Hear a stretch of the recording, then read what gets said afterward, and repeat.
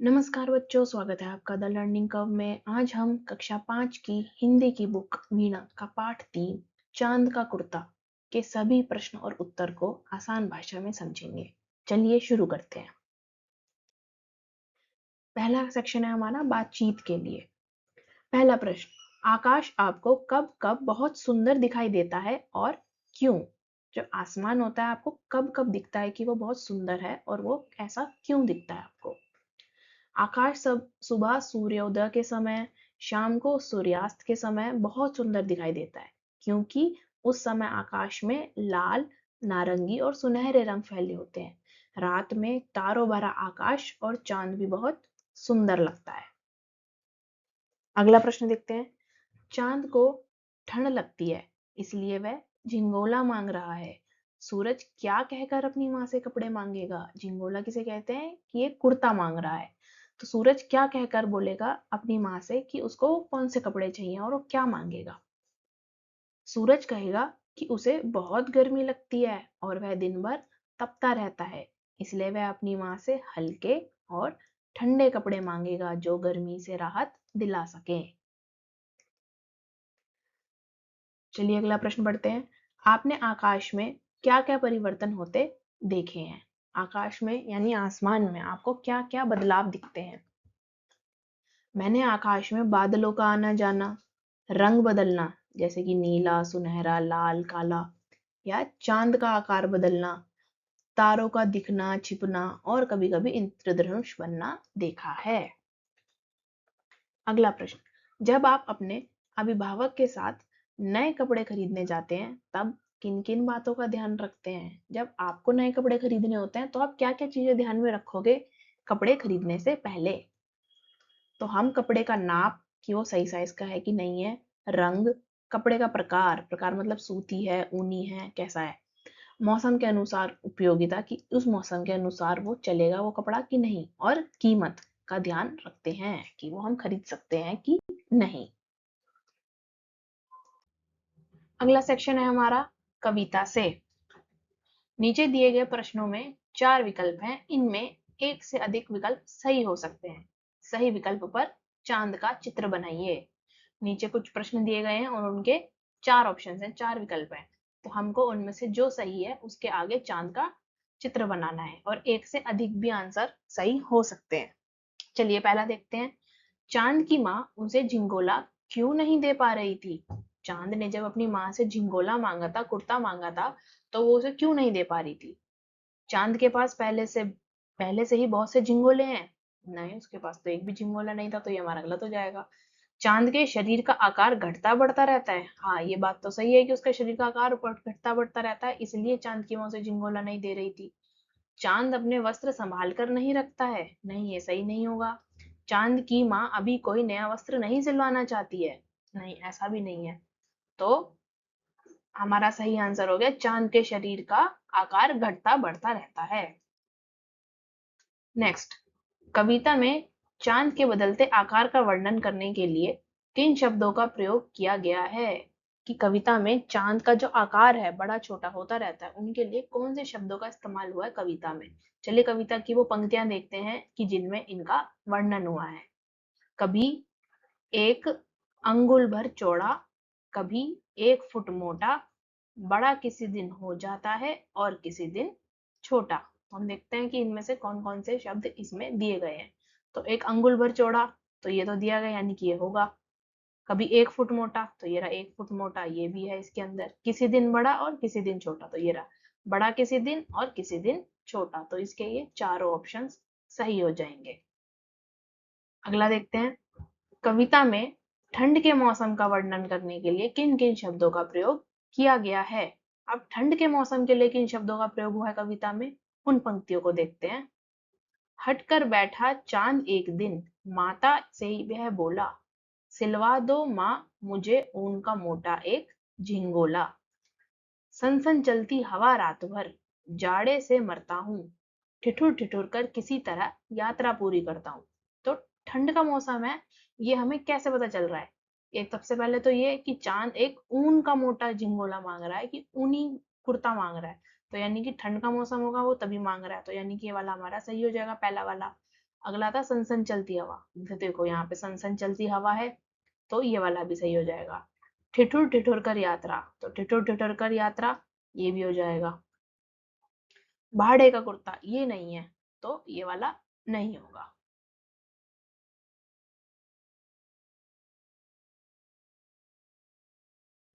अगला सेक्शन देखते हैं, सोचिए और लिखिए।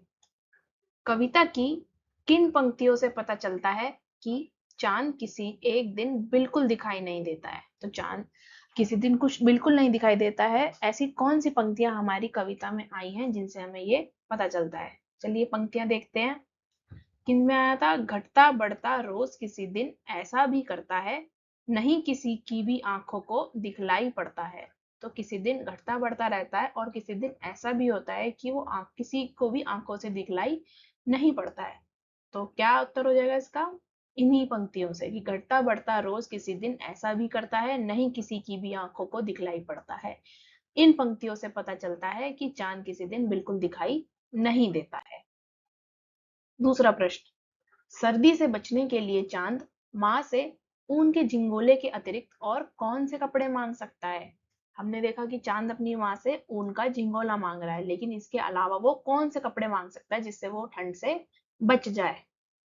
तो चांद माँ से ऊनी मफलर, दस्ताने, कंबल, स्वेटर, ऊनी टोपी और मोजे आदि मांग सकता है। इन सब का हम इस्तेमाल सर्दी के मौसम में करते हैं, तो ये सब वह अपनी माँ से मांग सकता है। अगला प्रश्न, जाड़े के मौसम में चांद को क्या कठिनाइयां होती हैं? जाड़े का मौसम ही सर्दी का मौसम होता है, तो उसमें चांद को क्या कठिनाइयां होती हैं? जाड़े के मौसम में रात भर तेज ठंडी हवा चलती है, जिससे चांद ठंड से ठिठुरता है और बड़ी मुश्किल से अपनी यात्रा पूरी करता है। अगला प्रश्न देखते हैं, चांद किस यात्रा को पूरी करने की बात कर रहा है? अभी हमने पिछले प्रश्न में ही देखा कि ठंडी हवा चलती है, वो ठिठुरता है और बड़ी मुश्किल से अपनी यात्रा पूरी करता है, तो वो कौन सी यात्रा की बात हो रही है जो चांद करता है? तो चांद आसमान में रात भर घूमने की यात्रा यानी आकाश की यात्रा पूरी करने की बात कर रहा है। अगला सेक्शन देखते हैं, अभिभावक और आप। जब नीचे दी गई बातें एवं घटनाएं होती हैं, तब आपके अभिभावक क्या-क्या कहते या करते हैं? अपने-अपने अनुभव कक्षा में साझा कीजिए। नीचे कुछ बातें बताई गई हैं, अब आपको उसको अपने अनुभव से बताना है कि आपके अभिभावक, आपके माता-पिता, आपके भाई-बहन उसमें क्या कहते हैं और क्या करते हैं। तो आपको अपने कक्षा में शेयर करना है। पहला, जब आप ठंडी रात में सोते समय अपने पैरों से कंबल या रजाई उतार फेंकते हैं, तो आपके माता पिता, बड़े भाई बहन क्या करते हैं?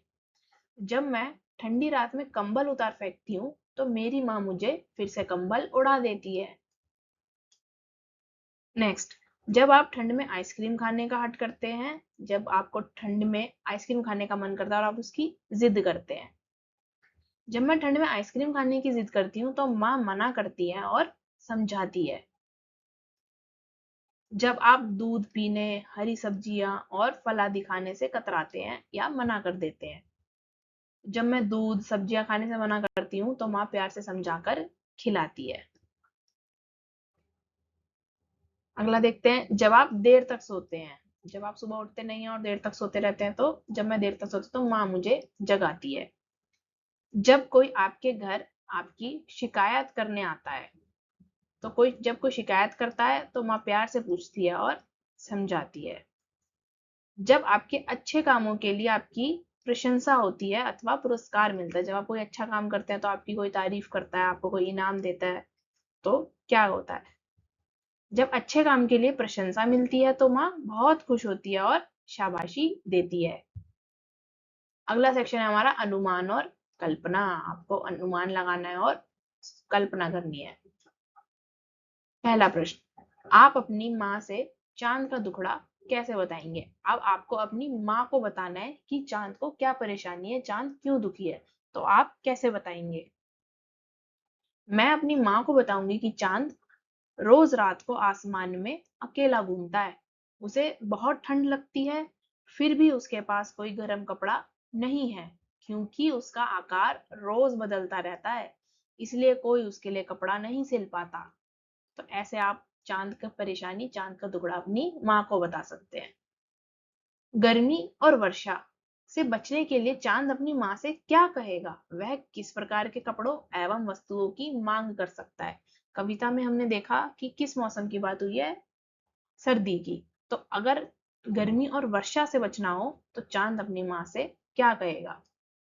गर्मी से बचने के लिए चांद हल्के सूती कपड़े और पंखे की मांग करेगा, और वर्षा से बचने के लिए वह छाता, रेनकोट या बादलों से छिपने की जगह मांग सकता है। अगला प्रश्न, चांद ने माँ से कुर्ता किराए पर लाने के लिए क्यों कहा होगा? चांद, हमने देखा था कि चांद बोलता है कि किराए पर ही ला दो मुझे कुर्ता, तो ऐसा उसने क्यों कहा होगा?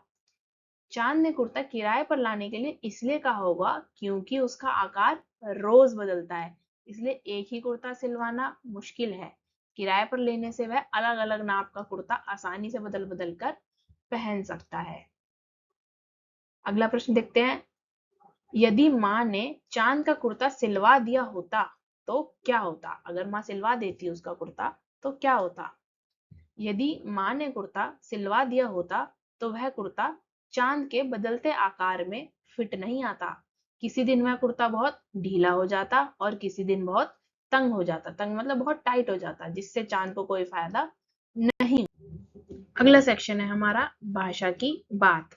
सनसन चलती हवा रात भर, जाड़े से मरता हूँ। कविता की इस पंक्ति में भर शब्द का प्रयोग किया गया है।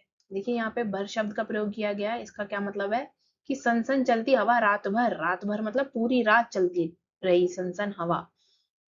अब आप भर की सहायता से 5 वाक्य अपनी लेखन पुस्तिका में लिखिए। जैसे पानी गिलास भर है यानी कि गिलास भरकर है। उसने दिन भर पढ़ाई की यानी कि उसने पूरा दिन पढ़ाई करी। तो इस तरीके से आपको 5 वाक्य बनाने हैं। माँ ने थाली भर खाना परोसा यानी कि थाली भर कर खाना परोसा। बच्चे दिन भर खेलते रहे। मैंने रात भर जागकर काम किया। हवा रात भर चलती रही, पूरी रात चलती रही। बच्चा साल भर स्कूल जाता रहा। तो इस तरीके से आप वाक्य बना सकते हैं। अगला प्रश्न देखते हैं, नीचे दिए गए वाक्यों को ध्यान से पढ़िए। ठिठुर कर किसी तरह यात्रा पूरी करता हूँ। ठिठुर ठिठुर कर किसी तरह यात्रा पूरी करता हूँ।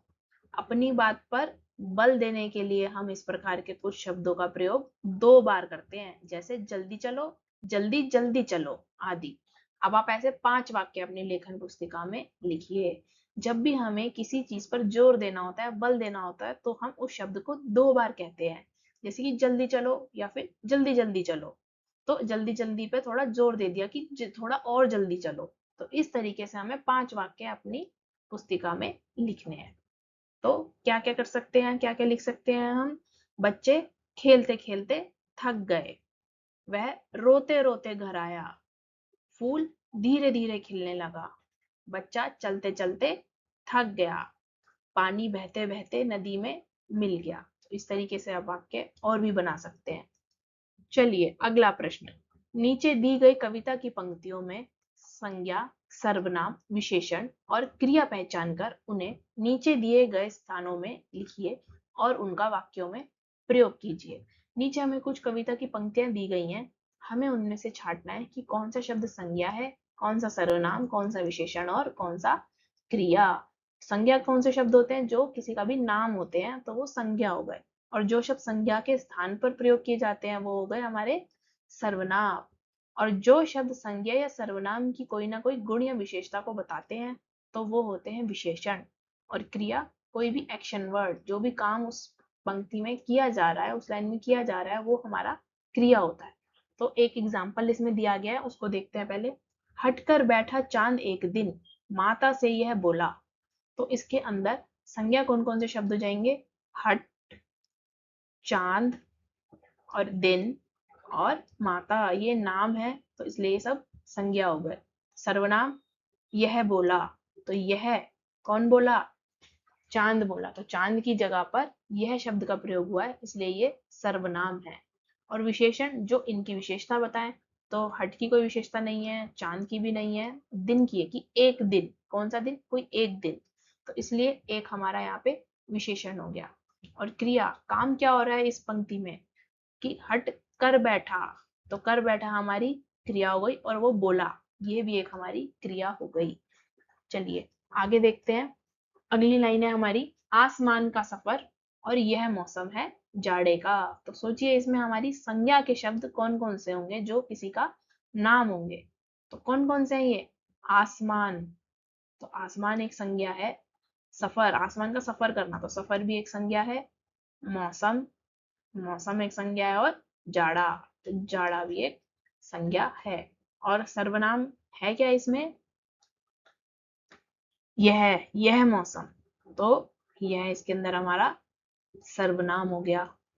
विशेषण, इसमें किसी भी शब्द की विशेषता को नहीं बताया गया, तो इसलिए इसमें कोई विशेषण नहीं है। तो क्रिया इसके अंदर है और इसके अंदर कोई भी क्रिया नहीं है। चलिए, सिलवा दो माँ मुझे ऊन का मोटा एक झिंगोला। तो इसमें संज्ञा शब्द कौन कौन से हो जाएंगे? कि माँ और ऊन और झिंगोला। झिंगोला, तो ये तीनों शब्द हमारे इसके अंदर सर्वनाम संज्ञा हो जाएंगे। और सर्वनाम क्या हो जाएंगे? मुझे, तो चांद अपने लिए यूज कर रहा है ये शब्द मुझे, तो ये हो गया सर्वनाम। विशेषण क्या हुआ इसमें? सोचो, मोटा और एक, एक झिंगोला सिला दो, और कैसा होना चाहिए वो? मोटा। तो ये दोनों शब्द हमारे विशेषण हो जाएंगे। और सिलवा दो, ये कोई क्रिया शब्द हो गया, ये कोई ना कोई काम हो रहा है इसमें, तो ये हमारा क्रिया हो गया। अगला है हमारा, ठिठुर ठिठुर कर किसी तरह यात्रा पूरी करता हूं। तो इसके अंदर हमारा हो गया यात्रा, यात्रा पूरी करता है वो, तो ये हमारा संज्ञा हो गया। सर्वनाम इसके अंदर कोई नहीं है। विशेषण, विशेषण किसी तरह, किस तरह? किसी तरह, तो ये हमारी हो गई विशेषण। और ठिठुर ठिठुर कर और पूरी करता हूं, तो ये दोनों हमारे हो गए इसके अंदर क्रिया। अगला सेक्शन देखते हैं, चांद का झिंगोला। मान लीजिए कि चांद झिंगोले के लिए माँ, कपड़े के दुकानदार और दर्जी से संवाद करता है, मतलब बातचीत करता है उनसे। बातचीत के कुछ अंश नीचे दिए गए हैं, आप इन्हें आगे बढ़ाइए। आप संवाद अपनी मातृभाषा में भी लिख सकते हैं। नीचे कुछ संवाद दिया गया है, चांद और माँ का संवाद। तो हमें कुछ इसमें लाइन दी गई है और हमें इनकी बातों को आगे बढ़ाना है। चलिए, चांद, माँ मुझे बहुत ठंड लगती है, मेरे लिए एक मोटा झिंगोला सिलवा दो। तो माँ कहती है, तुझे सच में ठंड सताती होगी, लेकिन एक समस्या है। चांद, समस्या? कैसी समस्या माँ? माँ कहती है, तेरा आकार तो प्रतिदिन बदलता रहता है, कभी छोटा, कभी बड़ा, कभी एकदम गायब। मैं कैसे नाप लूं? चांद सोचकर कहता है, अरे हाँ, लेकिन फिर भी कोई उपाय तो होगा। तो अब हमें इसके आगे खुद अपनी लाइंस बनानी है, तो देखते हैं। माँ क्या कहती होगी? ठीक है, चलो हम दर्जी के पास चलते हैं, शायद वह कोई तरकीब बता सके। तो चांद कहता है, हाँ माँ, यह अच्छा विचार है, चलो जल्दी चलते हैं, मुझे बहुत ठंड लग रही है। तो माँ कहती है, ठीक है बेटा, थोड़ा धैर्य रखो, अब हम अभी दर्जी के पास जाते हैं। चांद, ठीक है माँ, मैं इंतजार करता हूँ।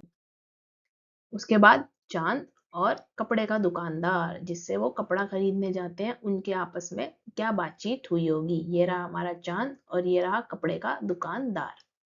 चलिए,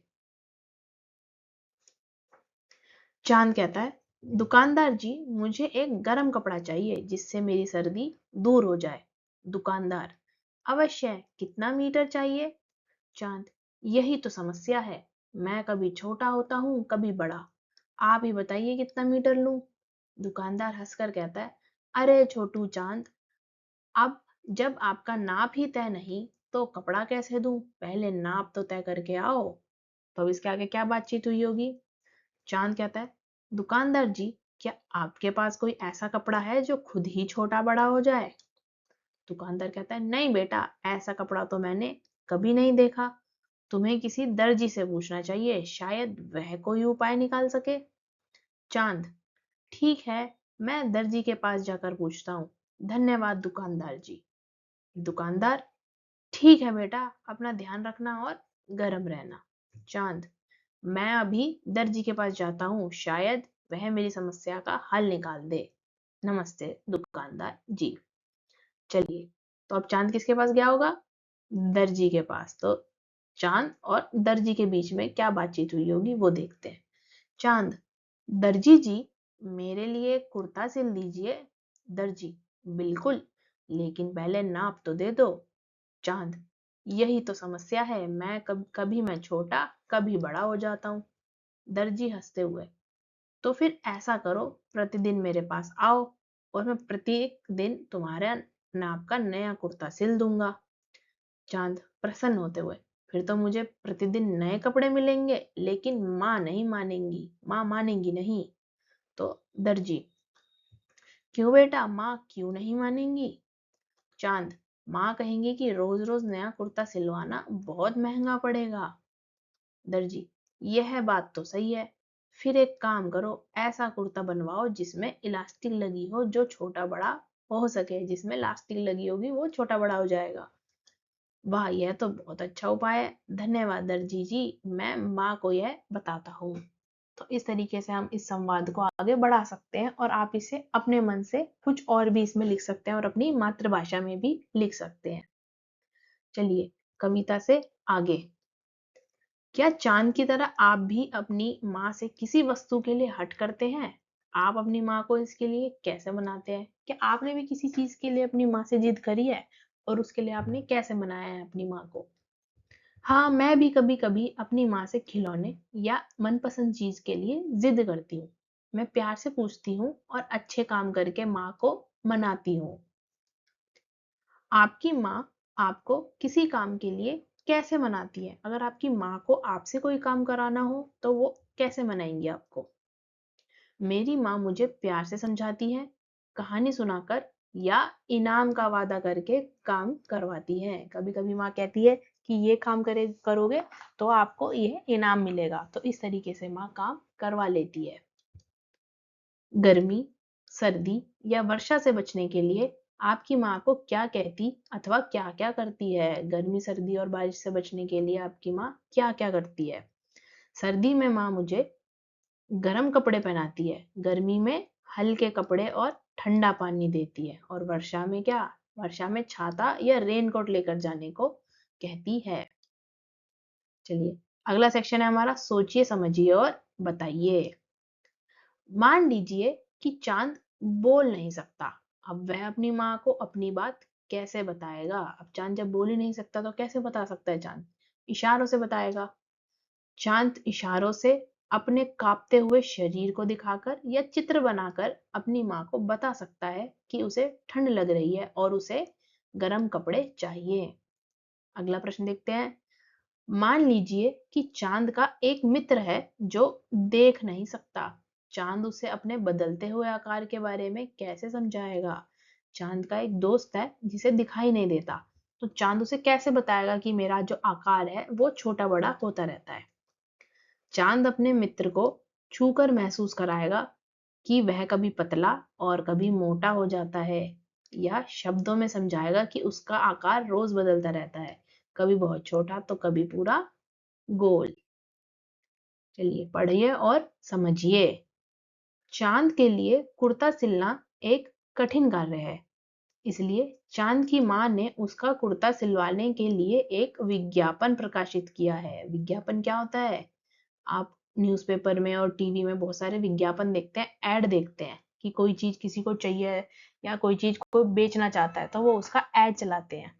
तो इसी तरीके से चांद की माँ ने कुर्ता सिलवाने के लिए एक ऐड चलाया। इसे पढ़िए और इसका प्रचार प्रसार कर चांद की माँ की सहायता कीजिए। चलिए विज्ञापन देखते हैं। ये विज्ञापन है, एक ऐड है जो चांद की माँ ने चलाया है।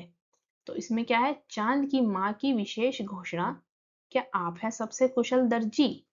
क्या आप सिल सकते हैं ऐसा कुर्ता जो प्रतिदिन बदलते आकार में भी फिट आए? समस्या, मेरा बेटा चांद कभी 1 अंगुल भर छोटा तो कभी 1 फुट मोटा हो जाता है। उसके लिए एक ऐसा कुर्ता चाहिए जो हर दिन उसके शरीर में फिट बैठ सके। तो इसमें चांद की माँ ने क्या अपनी समस्या बता दी? क्या समस्या बताई? कि उनको एक कुशल दर्जी चाहिए, एक जो ऐसा कुर्ता सिल सके जो बदलते आकार में भी, जिसका साइज चेंज होता रहता उसमें भी फिट हो जाए, क्योंकि चांद का जो आकार है वो बदलता रहता है। अब आवश्यकता क्या होगी? ऐसा कुर्ता जो अपने आप छोटा बड़ा हो सके, ऊन का मोटा झिंगोला ताकि ठंड से बच सके। यदि कुर्ता नहीं बन सकता तो भाड़े का भी चलेगा, नहीं तो भाड़े का भी चल जाएगा। ठीक है, उन्होंने आवश्यकता बताई कि उन्हें चाहिए क्या। ऊपर क्या बताई थी? समस्या। अब पुरस्कार कि अगर कोई देगा तो उसको क्या मिलेगा। जो भी दर्जी इस अद्भुत कुर्ते को सिलने में सफल होगा उसे मिलेगा विशेष पुरस्कार। और नीचे दिया है स्थान कि कहाँ पर वो चाहिए उनको कुर्ता। चांद की माँ का घर। और संपर्क कहाँ पे करें? आकाशवाणी से संदेश भेजें। शीघ्र आवेदन करें क्योंकि चांद ठंड से ठिठुर रहा है। अब एक रोचक विज्ञापन तैयार कीजिए जिसमें आप अपने लिए कोई वस्तु मंगवा रहे हो। ठीक है, आपको ऐसा विज्ञापन, ऐसा ऐड बनाना है जिसमें आपको अपनी जरूरत की कोई वस्तु मंगवानी हो और उसके लिए आप विज्ञापन बना रहे हो। तो कैसा विज्ञापन आप बना सकते हैं, देखते हैं। आपको इसमें कहानी की पुस्तक चाहिए। ठीक है, तो इसके लिए आप विज्ञापन बना सकते हैं कि क्या आपके पास अच्छी कहानी की पुस्तक है? क्या आप मुझे अपनी पुस्तक दे सकते हैं? और उसमें आवश्यकता क्या होगी? मुझे पढ़ने के लिए एक अच्छी और रोचक कहानी की पुस्तक चाहिए। पुस्तक साफ सुथरी और अच्छी हालत में हो। छोटी बच्चों के लिए उपयुक्त हो तो बहुत अच्छा होगा, छोटे बच्चों के लिए। पुरस्कार क्या होगा?